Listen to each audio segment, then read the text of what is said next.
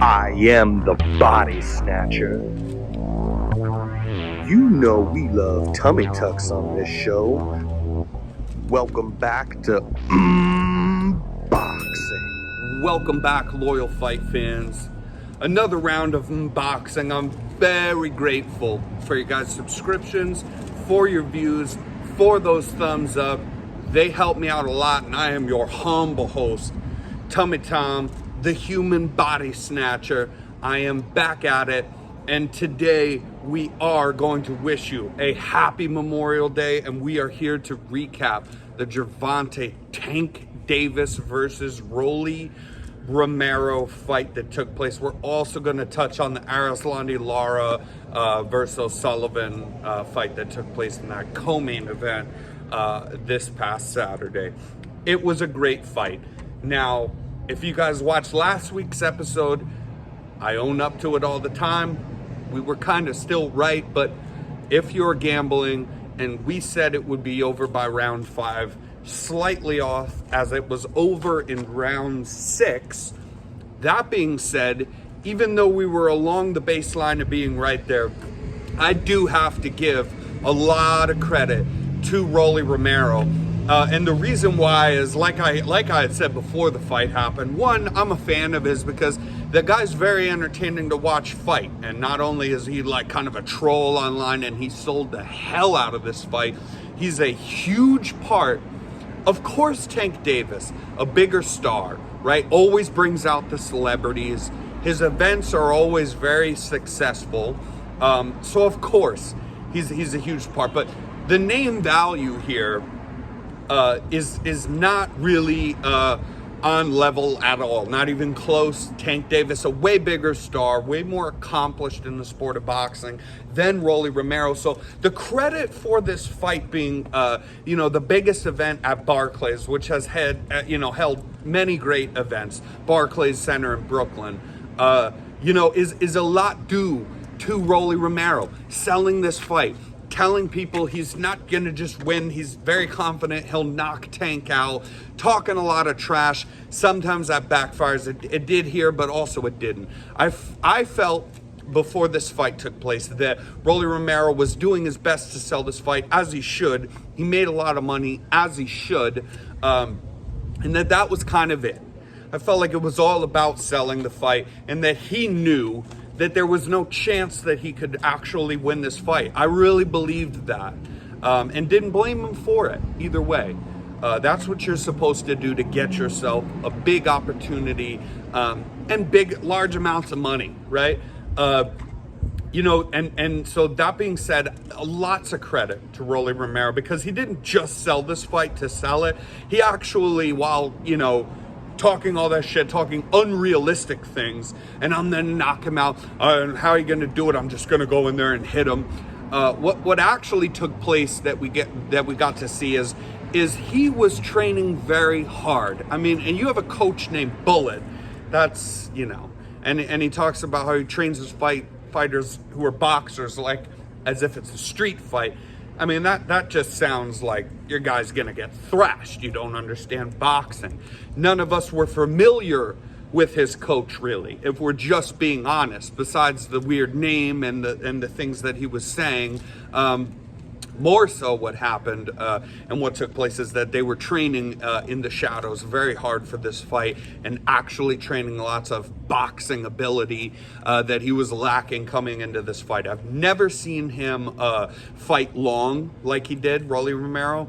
I've always seen him go and throw wide punches, trip over his own feet, and just because he hits hard and he's a tough guy, that he would have success over his opponents eventually. Even some opponents that were having a lot of success on him, he'd just find a shot, but not a counter. He just keeps swinging at you till one landed, and it was good enough usually, or at least a cumulative damage to end the fight eventually. Rolly Romero, I had him up actually 3-2 in this fight. Now, if you know anything about scoring boxing, it'll totally make sense that you could have had it 3-2 the other way. Anything more than that, we're kind of getting out of our borders here. It was a close affair until it ended in round 6. We were one round off. I said it wouldn't go past 5. It made it to the beginning of 6. But but he fought long. He fought impressive.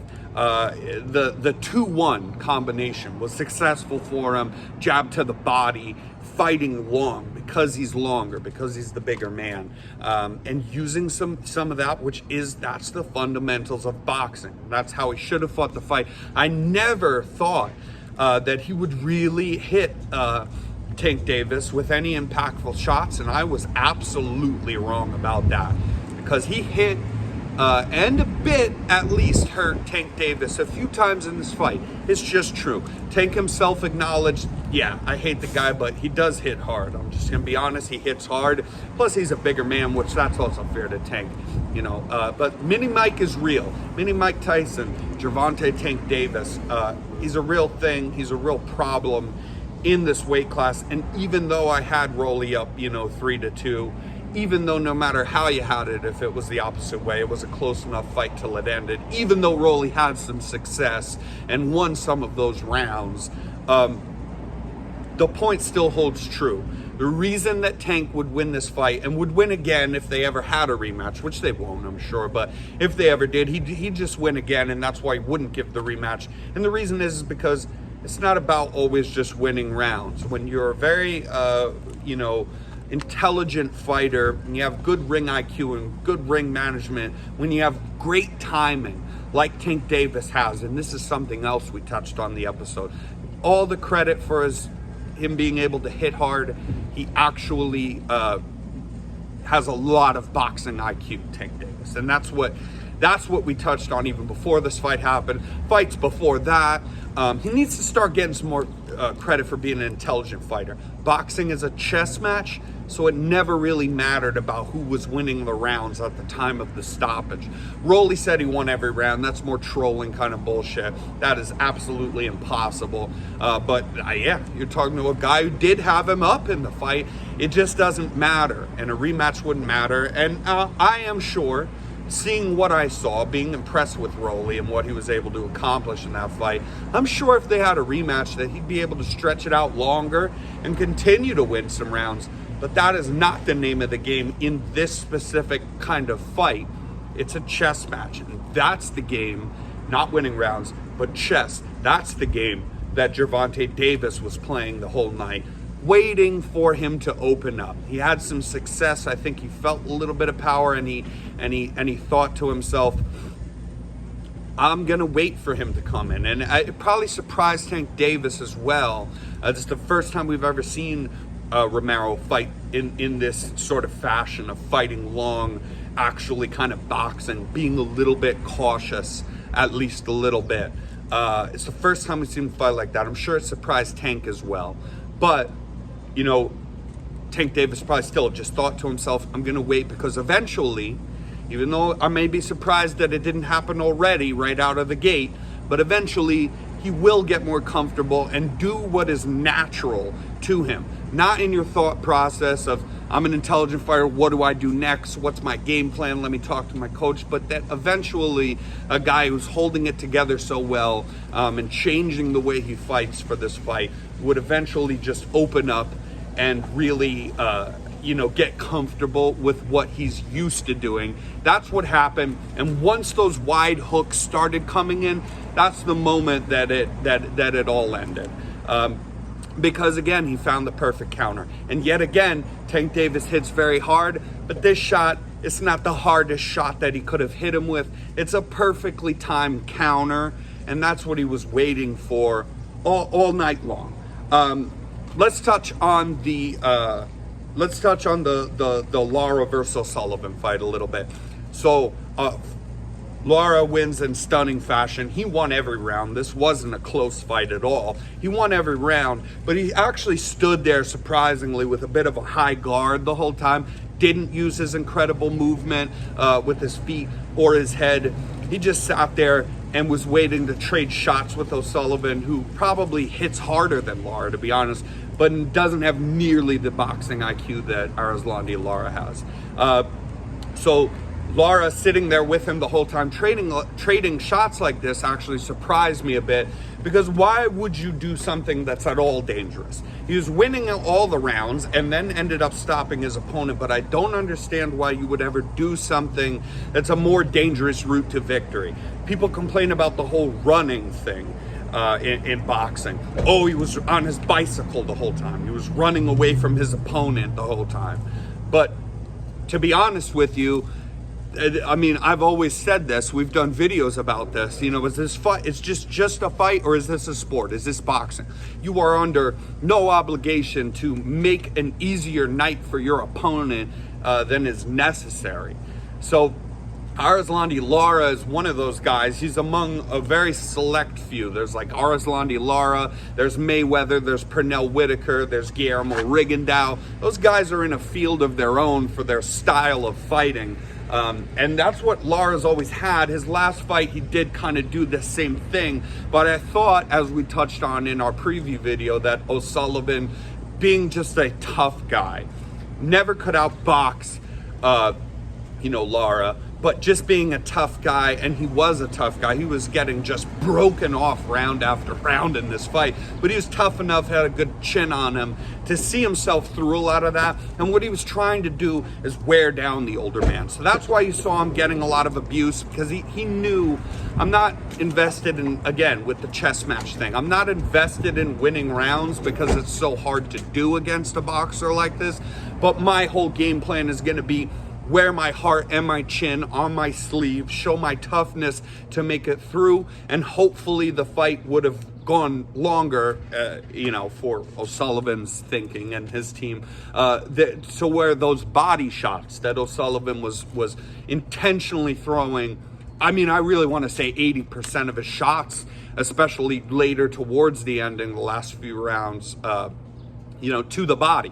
Really investing in that body work, because he knew he was tough, and the fight was stopped. It was a good stoppage, but he was on his feet still. He is a tough guy, and he wanted that investment to pay off. It just didn't make it long enough for all that body work to pay off for him, but that's what he was hoping for. And probably also seeing Lara, knowing that he's a little older than him, knowing that Lara's a veteran, been in a lot of fights, has a little bit of wear and tear on him. Not much, because of his fighting style, which is smart, yet again, but has a little bit of wear and tear on him. He was probably seeing also that Lara was standing there, with that high guard that, surprised me, probably also told O'Sullivan, this is probably a cardio thing. So he's not moving around as much, which we all know he could have been very successful at doing. We've seen it his whole career against much better fighters. But he probably thought he's intentionally doing this because maybe he's changing this whole fight style these last few fights because of the fact that he's not as conditioned, or that he can't hold up with all that kind of movement. Using your feet like that around the ring the whole fight is very taxing on your stamina. So I maybe saw it as a cardio issue, and that's why he was going to the body. But I did notice that. I thought it was a good fight, especially for a fight that really, if you score it round by round, was not competitive at all. I was scared for Lara a lot of the times for fighting in this manner. But this is what wins over the fans, because a lot of fans, hate on that kind of style in boxing when you move around and stuff. But that's a lot harder to do, you guys, than just being trained to throw your hands in combination. Anybody can throw punches. It takes so much precise years of training to learn footwork and head movement and defense like that and ring generalship like that. But Lara didn't even have to use that, he showed in this fight. So that was very impressive. Now listen, you guys, as I said, I'm extremely grateful for all of you guys, all you loyal fight fans. Given the views, we've done very well on the views last week. So what we're gonna do as a treat, not only am I one of the only coming at you talking boxing recaps on Memorial Day, but also we're gonna load you up this week. We have 3 separate videos because this is just the recaps that took place last Saturday. We have 3 separate videos coming at you. One for the Haney Kambosos fight, one for the Fulton versus Roman fight, and one for Inouye versus Donaire number 2. 3 separate videos coming at you this week. I hope you enjoy the content. I hope you enjoy the passion I'm putting in for you guys.